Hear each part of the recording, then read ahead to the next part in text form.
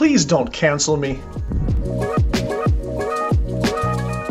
Hey there, Enterprisers. What's good? It's Jason Ligo here again with Always Enterprise. And in this video, I want to share with you how you can decrease your customer cancellation and churn rates. Now, we all know that cancellation and churn are two of the biggest metrics in all of business, and unfortunately, they're also two of the most dreaded ones.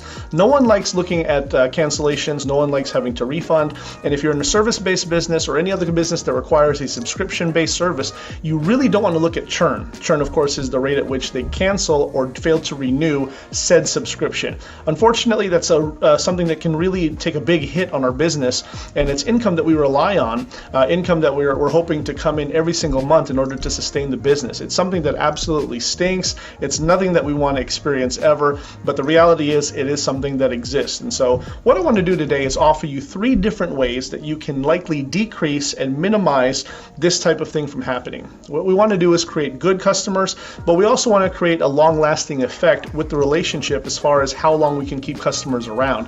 And it's not going to come by accident. It's going to come on purpose. And so hopefully these 3 tips can help you do just that. Number 1, make an excellent first impression. Make an excellent first impression. It's not good enough to make a good impression, right? You only get one chance to do so, and so you might as well make it as good as possible, all right? So go ahead and shoot for excellent. Find a type of thing that you can do that will absolutely wow your customer. You don't want your customer, your newfound customer, to just think that you are well worth the money. You want them to think that you are actually being underpaid for what you're doing, and that's going to lead into a further point. But essentially, you want them to think that they're getting so much value for what they're paying you for. If they look at it in that light, then they'll have no problem renewing their service or coming back to you for more business. So make sure that your first interaction is an excellent interaction, and get creative with it. Find ways that you can go over and above and beyond what the call of duty is from the very beginning. A lot of people will think that this is actually bad practice because what you're doing is that you're setting the bar high and you always have to shoot for it. In my opinion, you might as well shoot high and shoot for the stars anyway. What good is it to be known for doing less or doing par? In order to stand out, especially in this very competitive day and time, it only makes sense to set the bar nice and high and continue to do that as you go along in your business relationship. I can almost promise you that if you set the tone proper, it's going to pay off many times over, and you'll only do so if you create a good, not just good, an excellent first impression.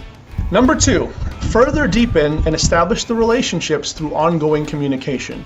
Further deepen and establish ongoing relationships with ongoing communication, okay? And basically, this is going to come down to 2 different types of communication. It's important that you communicate with your customers. However, what I'm referring to in this specific instance is that of feedback.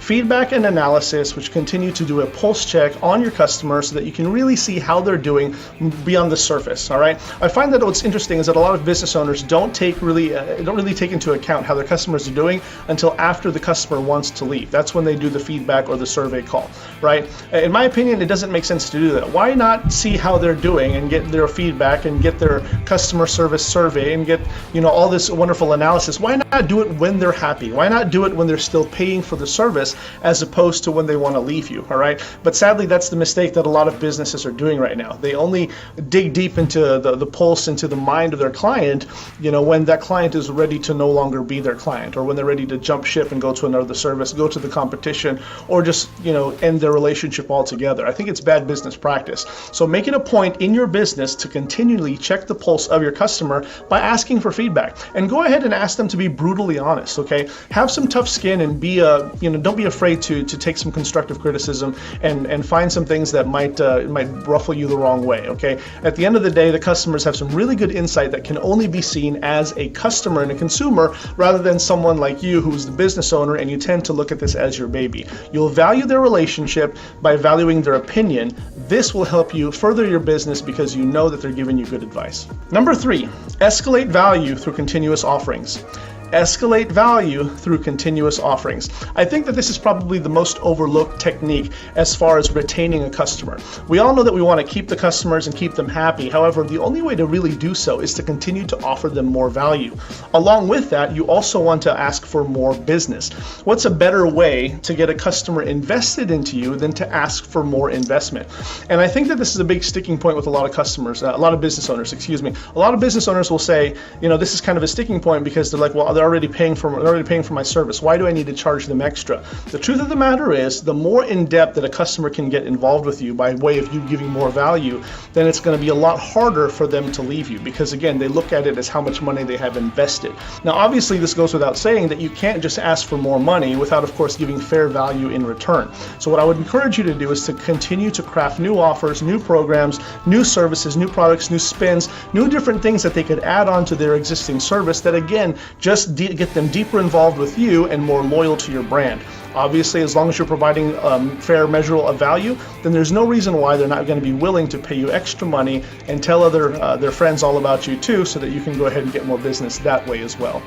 There you have it, my friends. Those are 3 different ways that you can help to decrease your customer cancellation and churn rates. At the end of the day, it's all about building deep, solid relationships with your customers and clients, letting them stick around for a long time, and that is how you build a long, sustainable business. I trust you got value from this. Go ahead and hit the like button, as well as drop me a comment below. But most importantly, make sure you hit the subscribe button and the notification bell so that you don't miss any more hot new content that I got coming down the pipe just for you. This is Jason Ligo with Always Enterprise. I'll see you next time. Take care and keep on enterprising.